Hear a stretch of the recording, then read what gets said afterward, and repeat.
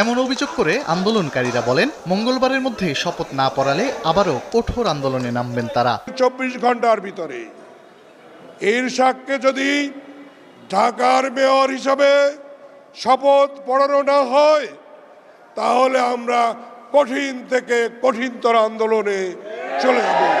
এই আন্দোলনের মধ্যেই ইশরাককে মেয়র ঘোষণা করে নির্বাচনী ট্রাইব্যুনালের রায় ও গেজেটের কার্যক্রম স্থগিত চেয়ে লিভ টু আপিল করা হয়েছে, যার শুনানি হবে মঙ্গলবার।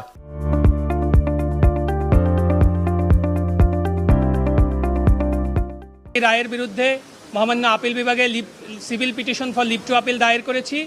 আমরা আজকে চেষ্টা করেছিলাম যে মহামান্য চেম্বার জজ আদালতে সেটি শুনানির জন্য অন্তর্ভুক্ত করতে, কিন্তু আমরা আজকে সেটি অন্তর্ভুক্ত করতে পারিনি। আমরা আশা করছি এটি আগামীকাল মহামান্য চেম্বার জজ আদালতে শুনানি হবে।